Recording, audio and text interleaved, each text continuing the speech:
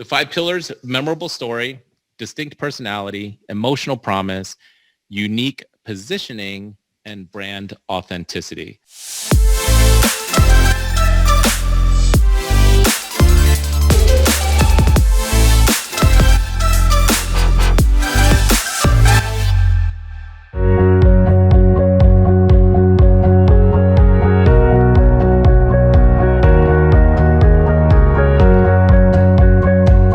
Thanks for having me here. Good to be with everyone. I do have a presentation mainly because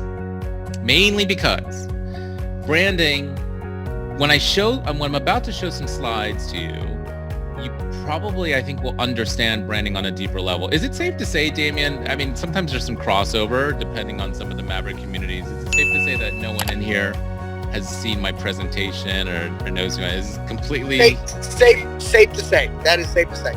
Okay. All right. This is going to be fun.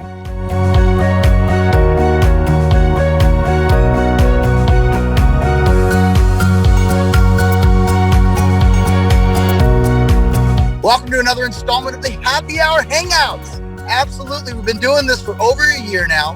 We've had amazing thought leaders, and we've had business strategists. We've had mindful meditation experts. You name it, we've had the gamut. We're serving you, the Go Mobile communities. And you are going to leave with actionable content on how you can apply in your business today, tomorrow, when you get back at it, how you can apply these strategies when it comes to your brand and when it comes to educating those you serve. I'm going to share a presentation with you and you'll kind of get it. And then, feel free, I'll check the chat and see if there's some questions. But get your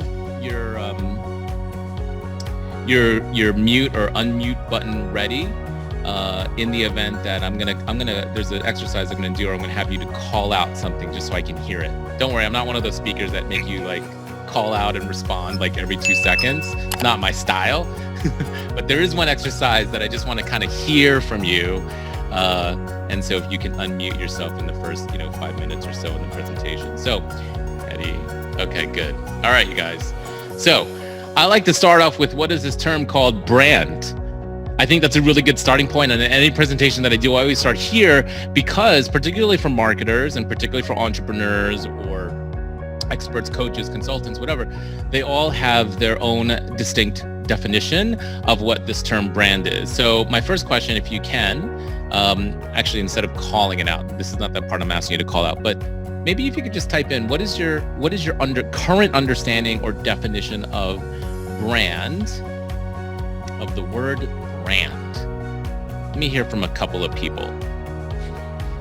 Don't be shy. I won't. There's no wrong answers.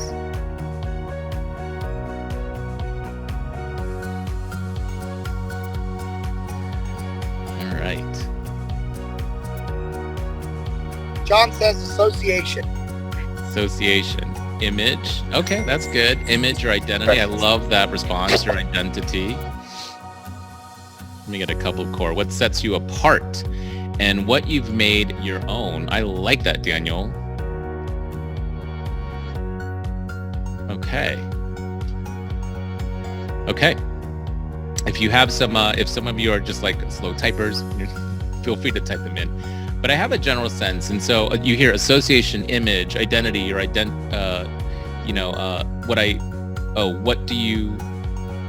what you do to see yourself in someone else's mind. I love that one. My fingerprint online. Wow, these are all great definitions. I can tell this might be a pretty advanced group. So whatever definition you have, consider that they're all right. There's no right or wrong definition. The one thing I do steer people away from is brand is not your logo. And a lot of times people think it is about creating logos. Now, while we do that, brand is so much more. Brand, in the definition that I use, it's not your logo, it's not your tagline, and it's not marketing.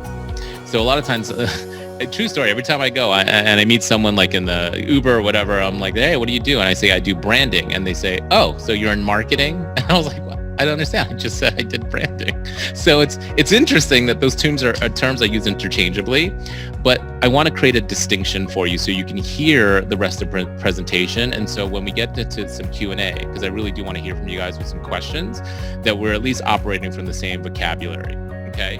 So the three word definition that I like to use to define brand is a desired perception. So if brand is a desired perception, consider that you don't own your brand. It resides in the people, in the minds of the people that you're communicating to. And so you're right, Joe, when you say your identity sorry, my glasses. Brenna, my fingerprint online. All of these things are tools or aspects to create a perception. But when we get to the core of what brand is and branding is about creating a desired perception in the marketplace. Okay, so to bring this a little bit further. Oh yeah, actually I forgot to ask, who can recognize all 5 of these logos? Let me see. If you can recognize all 5 of these logos, unmute yourself, and I want to hear all 5 of them. Not 4 of them, but all 5, because there's one that's a little tricky. Do I have any brave souls that want to see if they can recognize all 5 logos?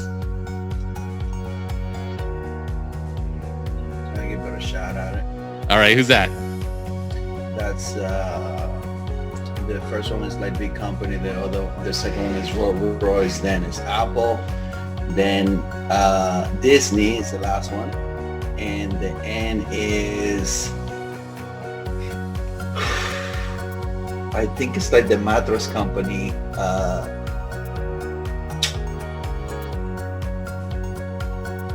That's it. I can't remember the N. Okay, and then what did you say the first one was? It's for the B Corporation. Oh, it's IBM. IBM. The first one is IBM. IBM have 3 letters, not just one. It's the way they did it. It's distinctive. That's right. And so it's the way that, yes, of course, I'm only giving a fraction of the whole word IBM. The N is Sony. Oh. Yeah, so IBM Rolls Royce. So, but even by just showing like a fraction, you're able to distinguish these iconic brands through their symbol, right? And so they're creating a perception in your mind. Now, this is the part where I kind of want to hear from some of you brave souls to kind of unmute yourself. I'm going to show you, this is a little bit of a game. I'm going to show you some logos, and I want you to call it out, like, don't overthink it. I just want you to call it out to see if you can recognize, not if you can recognize, and say what the brand is the moment I put it on the screen. Okay. Normally I do this in front of on a stage, so kind of bear with me. I know you guys are all on Zoom. So you guys ready to play the game? Yep. All right, here we go. All right, here's the first one. Go. FedEx. UPS. Federal. Vimeo. Okay, what's this one? Barnes and Noble. Amazon. Okay, what's this one? Sprint. What's that one? McDonald's. See, what's interesting, I think I heard it. Some of you guys said FedEx, right? And UPS. UPS. Yeah, so pay attention to what's happening, right? Your conscious brain first said FedEx because you were reading FedEx. But brands lives in the subconscious as well. And so through color, through symbols, through imagery, fonts, companies are creating a perception in your mind so that you can identify them in the marketplace. So interesting little exercise here for you guys, okay? So first, I want to expand your understanding that brand is about creating a perception. Hopefully I've accomplished that. If your message is unclear, then now I'm going to get a little bit more specific. So if your message is unclear, if your online presence is outdated, or your marketing isn't converting. Now, this is important, particularly when I'm working with, maybe we have the similar clients if you guys are in marketing agencies or if you guys are marketers. Sometimes you're like, well, why is our marketing not converting? And if it's not converting, then there's probably a myriad of reasons in terms of targeting and all that sort of stuff. But I always say that you don't have a business problem, that you have a branding problem. And going back to what I was saying, branding is about creating a desired perception. Okay, so let me, this is a slide. Okay, so yeah, I've worked with over 100 different industries and professions. The power of branding, people doubled, tripled, quadrupled their business. I started this agency about 10 years ago. And to be honest, the reason why I started was I kind of left the big firms, and I was like 30 years old in one of the top global brand firms in New York. And I was wondering, why was I getting passed up for a position? And the global human resources director said that I didn't have enough gray hair, meaning I didn't look old enough. And if you know anything about human resources, that's probably the most illegal thing that you could possibly say. But it was in that moment that I realized that people's perception of you will ultimately and can alter the trajectory of your career or your business. And in the context of business building, it can also alter or influence how much people are willing to pay for your products and services. So anyway, I'm really passionate about branding. I always say that because people ask me, why am I so passionate about branding? Okay, now I want to give you another example. And hopefully you guys are still with me here. All right, so why do I keep doing share? A professor at I'm not going to do this slide. A professor at the School of Kellogg Management asked a group of students, how much would they pay for this 18-karat gold pair of earrings? And it was unbranded. And the student said $550. And then he asked the second group of students, how much would they pay for the same exact pair of earrings, except it was branded Tiffany? What happened? It increased to $873. That's a 60% increase. So where it got interesting is he asked a third group of students how much would they pay for the same exact pair of earrings, except it was branded Walmart. What happened? It decreased to $81. That's an 85% decrease. So to my last point, if you're wondering, why do I like teaching them on this? Probably why Damien invited you here and what there's to learn is that branding can directly influence how much people are willing to pay for your products and services. All right, so that's me. Worked at big firms and now I worked with small businesses. All right, so let me pause there before I keep adding on, just because it is a little bit interactive. Any questions on what I just shared so far before I layer on and add other things?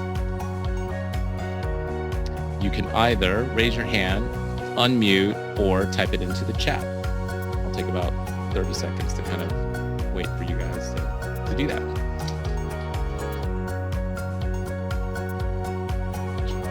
Or if it's not a question, maybe like an aha, give me some sort of feedback or information so that I know that I didn't lose you guys to happy hour or something. Joe raised his hand. Joe. Yeah. Yes. Okay. Thank you, Joe. Hi. Yes, I discovered that I was a manager for JCPenney, and as a men's buyer, I would go to these companies that sold ties, and I saw the same tie being sold to Macy's, to Nordstrom, and to JCPenney. And I saw that when I lifted the tag, I saw the JCPenney tag, the Macy's, and then the Nordstrom. And it was already a high markup on ties, but even higher at Macy's and and Nordstrom. So I always try to teach my family that it's really where you buy it. You may buy the same item in different stores, except pay different prices for it. That's right. Yeah. So this is another case study of like just how, because I always like to say, listen, if you there was one slide where I was just talking about how you have business A, where they have maybe inferior products or services, but they're crushing it in business. They have, and then you have business B, who might have a superior product or service, and they're struggling or not making as much as business A. The difference is the degree, not so much the quality of their products, but the quality of their branding and their marketing. So hopefully you guys are inspired. Any branders on here? I forgot to ask you, Damien. Any branders? And maybe I'm kind of preaching to the choir here. All right. Any other questions? Actually, there's a lot of people I just realized on here, so please forgive me as I'm trying to scan to see if there's any raised hands.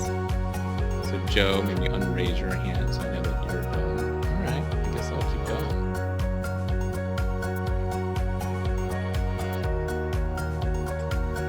All right, so here's the deal. I'm gonna. Daniel raised his hand there. Daniel, go ahead. Oh yeah, so sorry, Daniel. Go for it, brother. Hey, no problem. I just wanted to say I really liked that question that you had of, do we have any branders here? Yeah. I think it's like, it's similar to that question of who's a salesperson, who loves sales or who hates sales. You know, really, we're all branders. We just don't know what our brand is.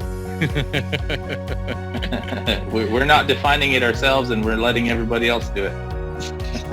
Yeah, that's awesome. I love that.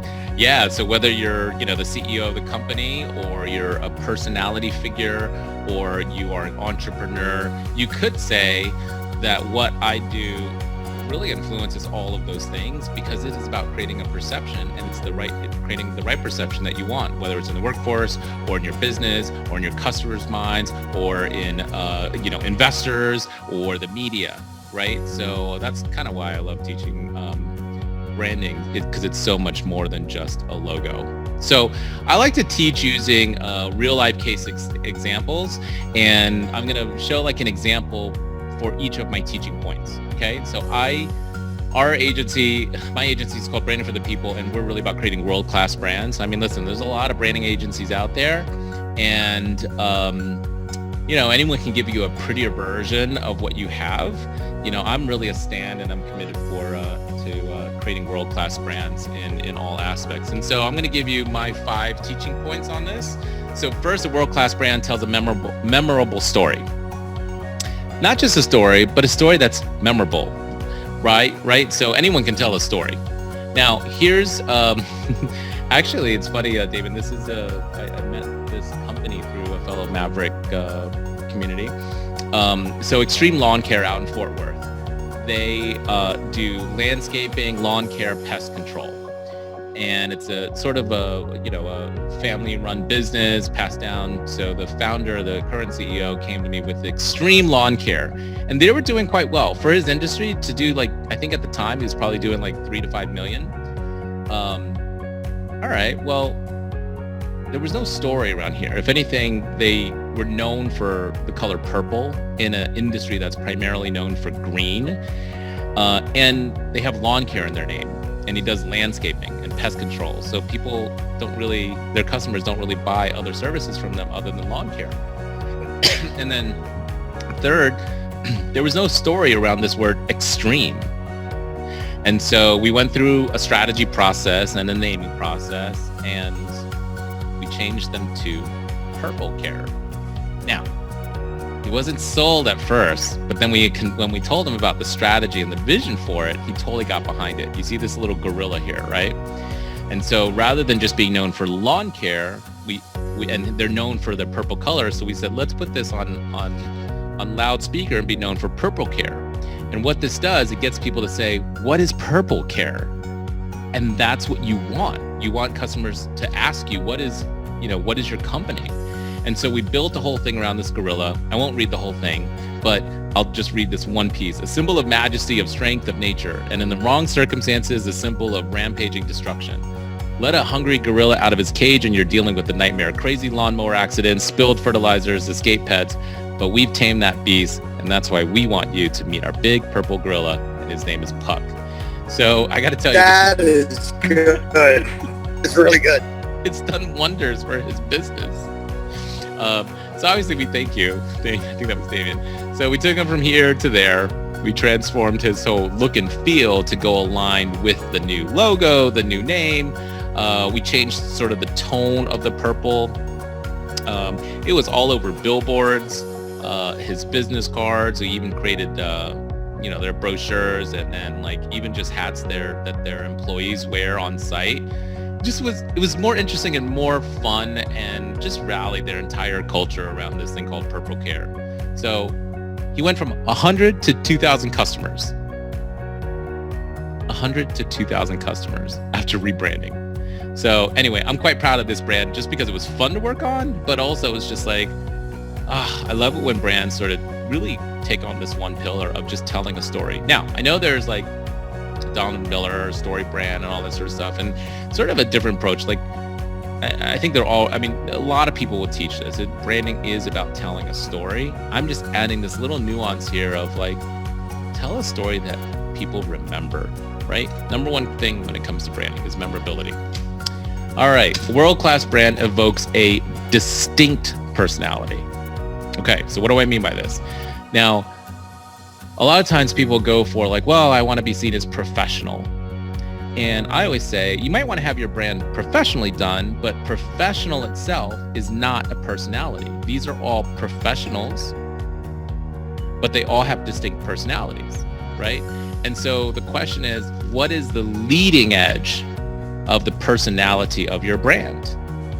And own that, right? And so like, it would be completely inauthentic if, I don't know, Oprah comes out swearing and cursing like Gary Vaynerchuk, right? Or Ellen DeGeneres, being very scientific and, like Dr. Phil. And so I believe that world-class brands really own their personality. They have a distinct personality that people resonate with or are repelled by. Okay. All right. So this is Odyssey Test Prep. He was doing quite well, just getting like Yelp reviews online, and it's an LSAT test prep company. And we brought in tons of personality through fonts and colors in an industry that arguably is quite boring, right? I talked about this in my book. I like to use this example, but this gives more rich examples of the before and afters. So we went from like boring LSAT test prep to vibrant colors and the language. Hey there, like a personality that's speaking to their younger audiences. So went from, this is sort of some of the visuals with the new branding, bringing in all the colors and things that, a creative team will go in to do. But we made this very appealing to a younger demographic as opposed to that, sort of, I don't know, beige, whatever, more stoic sort of look and feel. And the reason I shared that one, just to prove that not just showing you pretty stuff, but like the impact. After they launched the brand, he had a 399% growth. And if that wasn't impressive enough, every single month he kept growing and growing and growing. And then we also scaled his business so that eventually he wasn't doing private tutoring, but if someone wanted to hire him, he was charging $50,000 or $60,000, which was unprecedented in the history of his company. Okay. Third, world-class brand makes an emotional promise. Oh, good. I think I'm pacing along pretty good. So I have 3, 4, and 5. And then if you're listening in, I want you to be able to, start getting your questions ready because I want to leave room for questions.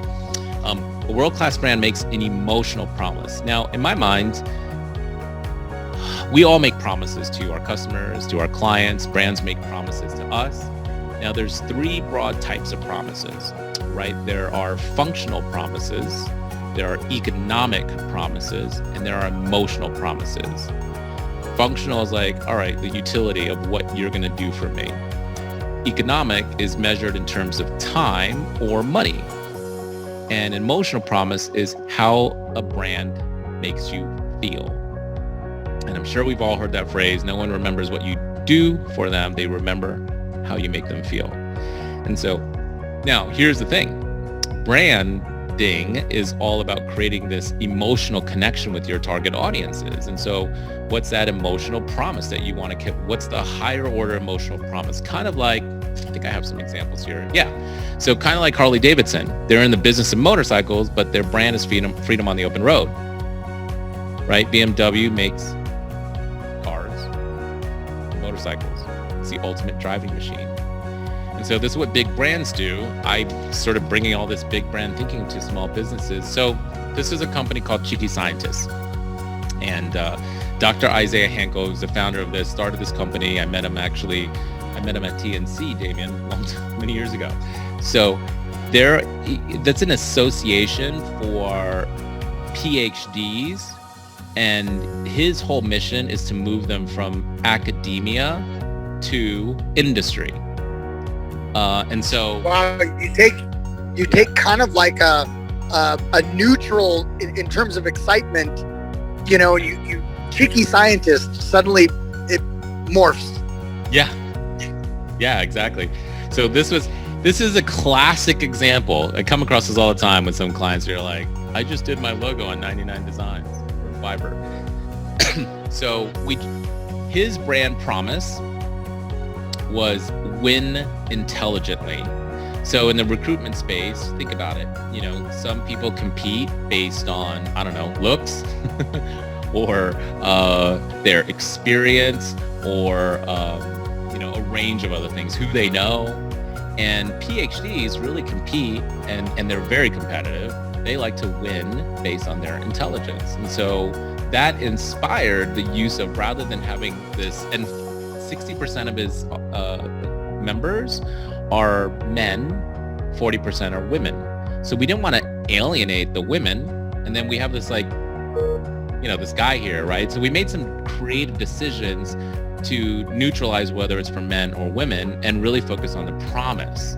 And so we use this brain, but we didn't use a brain that looked like your typical brain. We had it be a bit more abstract. But here's where it gets interesting. Here's all of his 99 Design logos, and he was creating all these different product offerings, and they were all over the place. There's no cohesion. And so when you're investing in building a brand, you get leverage when you start to create a distinct look and feel. And so we brought that brand promise and then that logo to create what's called a brand architecture. So now we've used that symbol as a visual identifier, and we reinforced the Cheeky Scientist brand. So we wanted to hammer that away. And then we created divisions. So there's the association, and then we have advanced programs.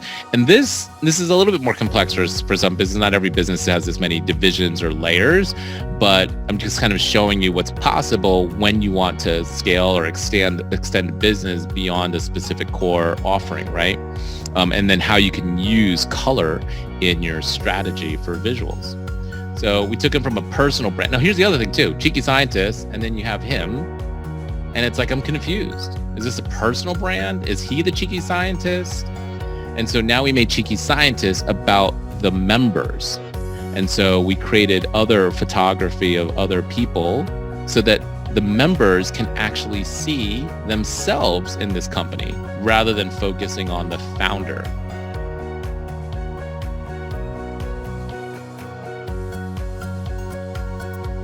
We also love doing cool little swag, right? So it's not always just about the notebook and the hat and the pens. Sometimes you want to do like cufflinks. Oh yeah, and that little brain created a nice little tie pattern. So anyway, I kind of geek out on some of these design things, but it is always rooted in this teaching point of having an emotional promise, and that gives a creative team a lot more inspiration to create some cool stuff. He's gotten a lot of results. He doesn't talk about his financial results that he's gotten, but he was able to move rather quickly in creating new products and services. And then also as he grew his team, he was able to we have like a 50-page brand guideline document that he was then be able to hand to his entire team so that they can create consistency of implementing the brand across the organization. All right. Number 4, a world-class brand is uniquely positioned. So I am a big advocate of practicing what I preach. When I left the big firms 10 years ago, at this point, I guess, I was like, how am I going to differentiate myself? And it's always harder to do it for myself. I'm really good at doing it for other people, but it's always hard to do it for yourself. But I put pen to paper, and I created this chart here. And I basically said, okay, well, there's branding agencies that this is what's called a positioning map.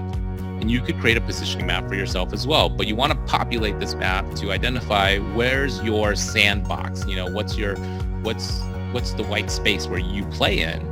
And there are branding agencies that target Fortune 500 companies versus the market that I wanted to go after, small and mid-sized companies. And then there are branding agencies that are more, or resources that are more tactical or specialized in nature, or versus strategic and holistic. And so when I populated this, you have these firms. You may or may not recognize them, but these are some of the big firms. I worked for 2 of them. And then when you get down here, there's some other firms that are building. There we go. There's some other firms that are also target the big companies, but they're more specialized. Maybe they're focused on the interactive space or design or brand environments. So they're more specialized.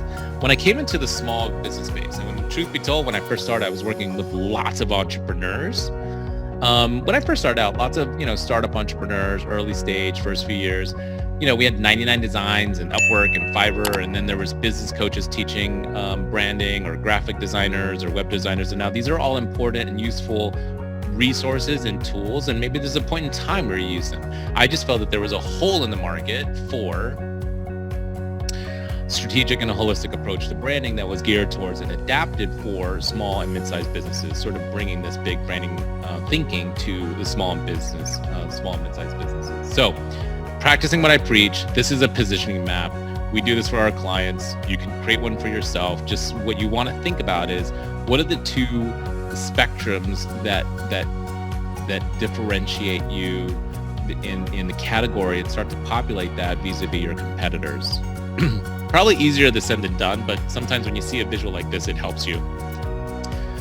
I don't always get to share our clients' positioning maps because that's their confidential information. But this is also a fellow Maverick, Thorben. It's a consulting company, and they work with lots of government contracts. And it's a classic example of how he just typed it out, I think in 1990 or something like that. And it's like Thorben Consulting, and this is crazy because they get like $40, $50, $60, $70,000 contracts for like 4 years in a row or something, like some crazy number like that, right? And so we evolved into be a bit more professionally done branding, and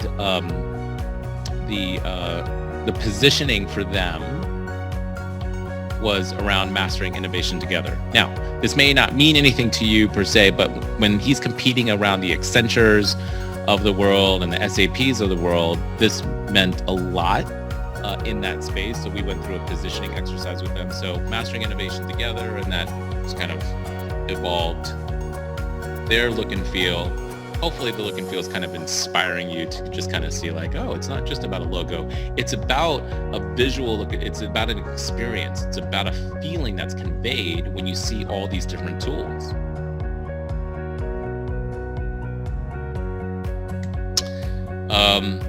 Chris landed $1 million contract since branding. So I don't know who your clients are, but if you go after big corporate contracts or government contracts, looking the part is half the game. Okay, my last one. A world-class brand is authentic. So this is a perfect segue because I am a big advocate of teaching authenticity. In fact, I'll talk a little bit more about my book in a second, but listen, anyone can give a company the best branding, but if it's inauthentic to the core or the fabric or the DNA of that company and the founders of the company or the leadership team, people can sniff that out, and there's a big gap. It's not congruent. Who they are is not congruent to how they're portraying themselves.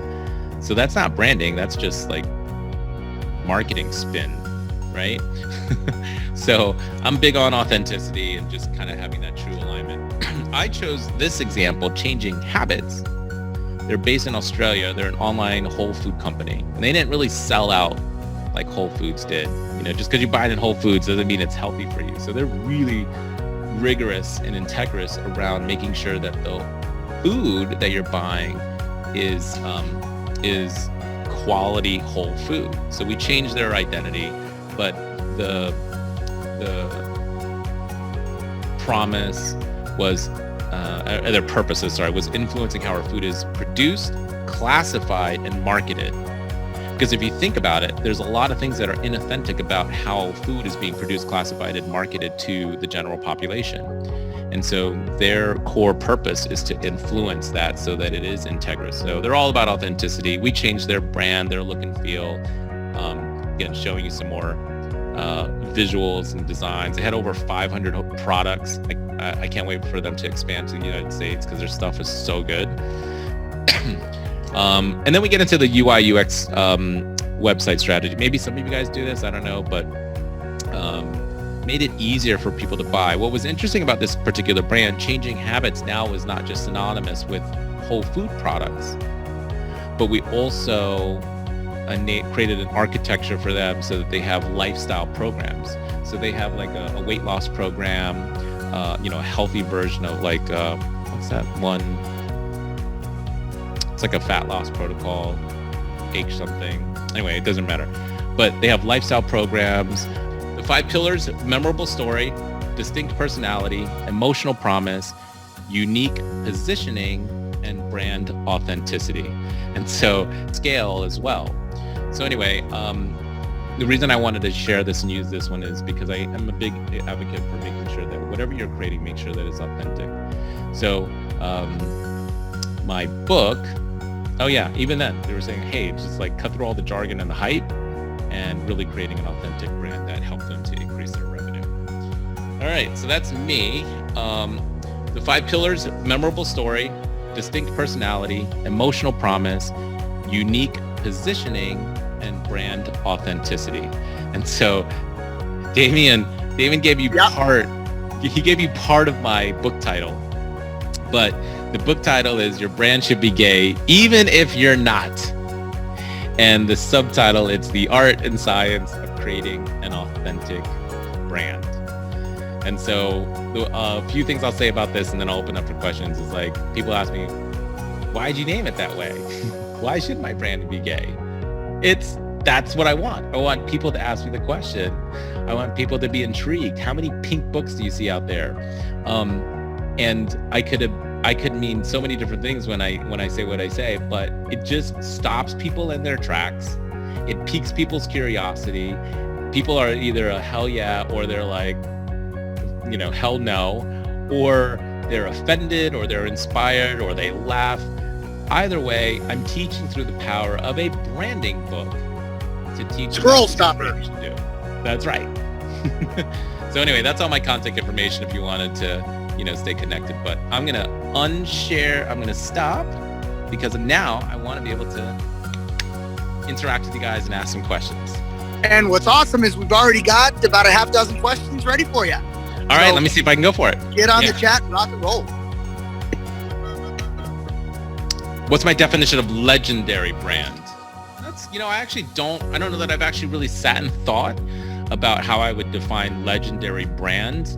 So, if there's a follow-on question, like why you would want to know that definition, or, that might be helpful, because I don't want to just defer the answer. It's just, I've never... Well, while we wait for the follow-up to that, I want to catch one that came way earlier about what are some of the differences, when you're working on the big Fortune 500 brands versus the small business. And what I see you were able to do very well is work with small businesses and make them look like a Fortune 500 brand. But like when you really are working with a small business, what are some key differences there? And that was David Huff's first question.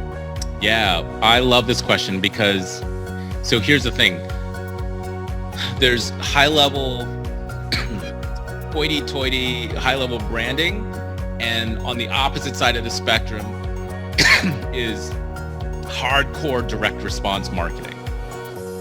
And I think that there's room for both.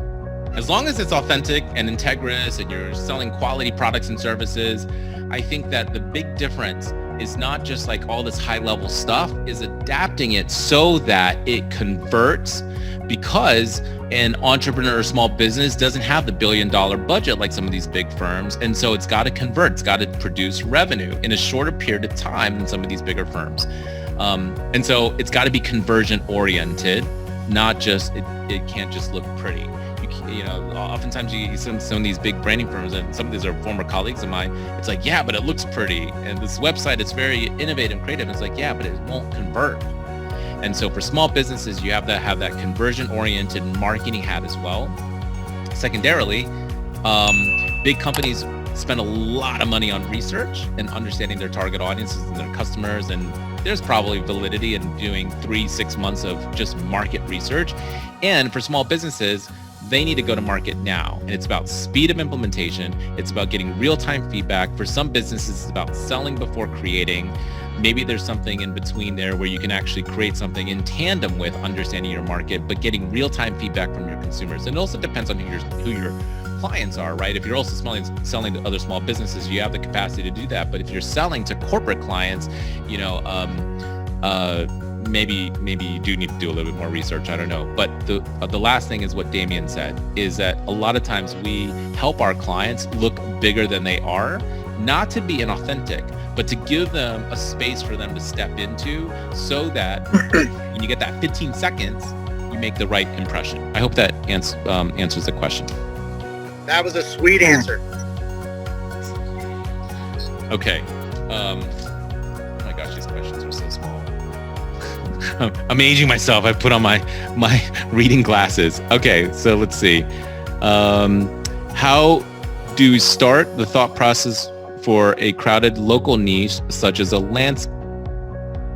How do I start the thought process for a crowded local niche such as a landscaping tree service? You know, this applies to every business. It's not just for landscaping. I like to look outside of the industry, whatever industry that I'm working in. We just launched a brand a couple days ago for a woman who's in the coaching industry. And you probably know there's like a shit ton of coaches, right? There are so many. And I love some of the great coaches, and there's some coaches that kind of ruin it for the other coaches.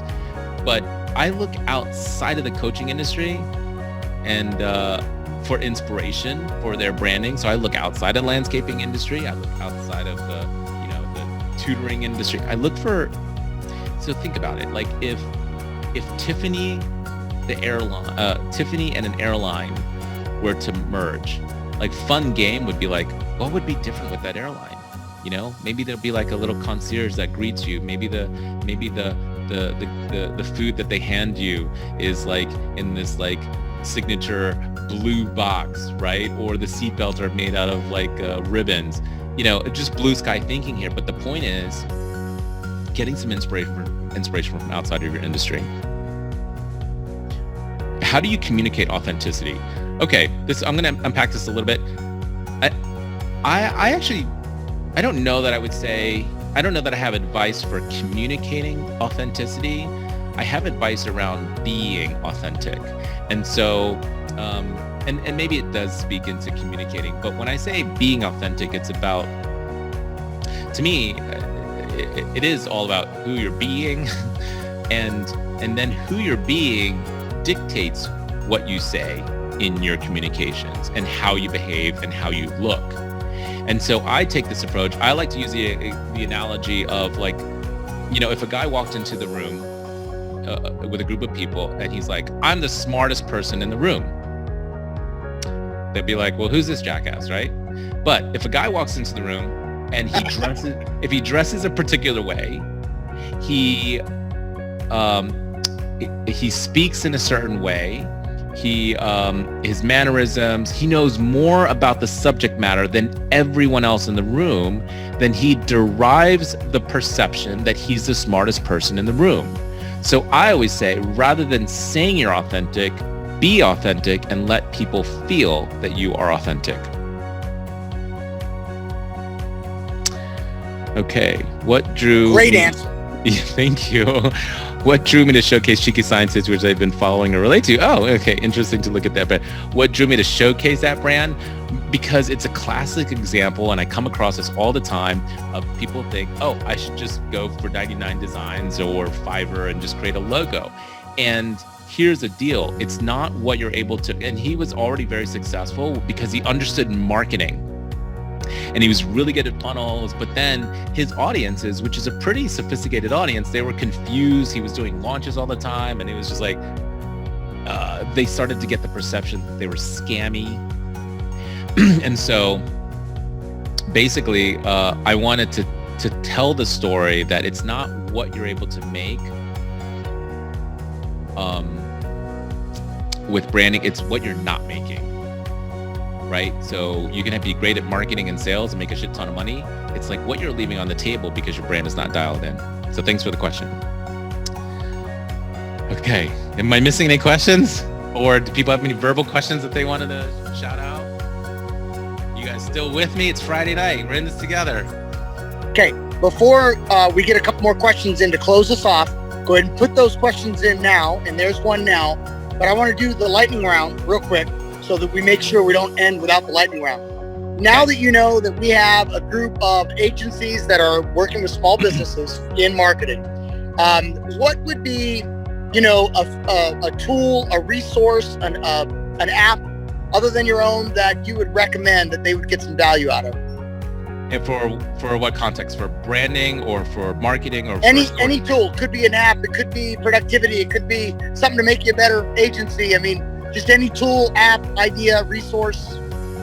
Ooh, hold on, I do have something that we just. You didn't prepare me for that one. Okay, I'm gonna get you a. Why good it's one. called lightning round. I know. Favorite book and why? Your favorite book and why? Okay, well, here's the thing. Yeah, so besides my book, right? I don't typically read a lot of business or other branding books. I believe building a business is probably one of the biggest personal development programs you can be in. And so one of my favorite books that inspires both everything about how I show up as an entrepreneur is The Surrender Experiment. And Michael Saylor. No, not Michael Saylor. Sorry, is it Michael Singer. What's his name? Michael Singer. Thank you. I've been all over crypto lately, so Michael Saylor. Yeah, Michael Singer. It was one of the few books that I probably was like, I got teary-eyed a few times throughout the book because it's such a reminder. And whether you're religious or spiritual or whatever, but it's just such a reminder when you just surrender and you get your ego out of the way. Sometimes all the experiences that you were meant to happen are perfectly in divine order, and it's like you can't count them. You can't count the dots ahead of you. You can always count them behind you. But when you just surrender and experience all the things, you're in perfect order. But you have to get your ego out of the way. So I love that you recommended that book. So when I was going through a real struggle with one of my children, I asked Yannick, and he said, you really need to read The Surrender Experiment. And it really served its purpose. What a great recommendation. All right. The best advice you've ever received. Oh, the best. I have a few, but the one that I like to share for business owners is just because someone has a credit card doesn't mean they were meant to be your client. So I learned very on, don't just chase the That money. is so true. It can actually cost you a lot more money if you just chase the money. So go for the relationships. All right. So if you got a couple questions that came in the chat, you can hit that, or you can hit that question that we left out there with the resource or app or tool. Yeah. Okay, cool. So if a company in business for 30 years has a good reputation, but has a few bad reviews, how do they get their true message out? So there's a couple things going on there. There's addressing bad reviews. And so in those type of situations, you either sort of outweigh and get your raving fans to provide great reviews, right? And so every brand is going to have haters. Every brand is going to have haters. And so I like to focus what's on the 20-60-20 rule, which is basically that 20% of the audience that are going to be naysayers, 60% are going to be followers that can swing either way. And then the other 20% are your raving fans. So I focus on the 20% first, and then they're more likely to move some of the people from the 60%. So that's a little, that's a broad question. I mean, it's a big But question. that's incredible advice, by the way. That is incredible advice. No, it really is. I love that. So it's the 20-60-20. Yeah. Love that. I would say our 20 is on this call with us today. Our 20 is on this call with us today, and our 60 gets our emails and decides once in a while. And our other 20, well, we don't want them on the call. Right? Right? Isn't that the whole idea? It's the 20-60-20. Yeah. So if there was a follow-on advice, it's like, don't worry about wanting to be liked or loved by everyone. Just drum to your own beat, do you, and you'll find people that are gonna love you or hate you. But the second part to that question, just to be responsible with that question, so there's one addressing bad reviews, but then you have this other question, how do they get their true message out? So you can combat not just reviews, but you can do your own PR, your own marketing, your own advertising to get your message out. So there's many different vehicles to communicate who you are and what you're about. Okay, I'm gonna check to see if there's any questions. Hey man, we pulled this off and this was fun. Yeah? This was the best way to take an Uber to my mom and dad's house. Let me tell you, and Nikki enjoyed it as well. And Yay, I know thanks, everybody Nikki. on this call. And since it's happy hour, we had to pull over and get an Elijah out here because we're back in Craft Brew Town. The book recommendation, Christine, is very, very great. And I also second that. You can even get it on YouTube. You can listen to the Michael Singer series on YouTube that he did for the Surrender Experiment. Another good recommendation there. Ray, this has been incredible. And as we agreed, we're going to keep it to 60 minutes. So I'm going to go ahead and close this down. But before we do that, I want to first of all, I want to thank you for your time for doing this on a Friday night. I really, really, our agencies need to understand how important branding is. It really, truly is, because if they're in left field when it comes to branding elements, how can you really serve business in marketing? And so this is so on point. So thank you. It's been incredible. I highly recommend all of you that are on here, buy his book. Your brand should be gay, even if you're not. And I highly recommend you follow Ray. And if you want to flash that screen back up or put the stuff in the chat, Ray, please do that. Yeah, I'm always open to, by the way, you guys, if there's a lot of agencies here, like I'm in a couple of masterminds with other agencies as well, but sometimes I can be a good referral source. Sometimes I partner well with other agencies, and just stay in touch, if you feel like you or someone on your team wants to get certified in branding and branding work, that's different than marketing. That's something that I'm launching later this year. I don't have the exact dates, but it's either going to be Q4 or Q1, but let's stay in contact. Thanks for the work that you're doing in the world. Thanks for giving me an opportunity to speak and share. And Damien and Nikki, love you guys. All right. Well, before we let you go, everybody take off mute, because the only way we send our guests off is with that warm Go Mobile love. So go ahead, everybody. Go Mobile! Go Mobile! Go! Thank you so much for joining us tonight. Great presentation, excellent content, very actionable. Thank you. Perfect. Thanks, you guys. Yes, thank you, Ray. Awesome answer to the questions. Thanks, Cool, Ray. great. Thank you. You're Enjoy your awesome. weekend. Yay, it's a good group. Thanks, Ray. Okay, cheers. See, they get all excited here at the end on that audio. They wait for that moment to just pop. Hey, man, this has been great. So thank you again, Ray. Have a fantastic weekend. All of you, thank you for your time. Have a fantastic weekend. What we like to say to you from the Pala Casino out here, go mobile or go home. Take care, everybody. Love you all. Love you guys. Cheers. Bye.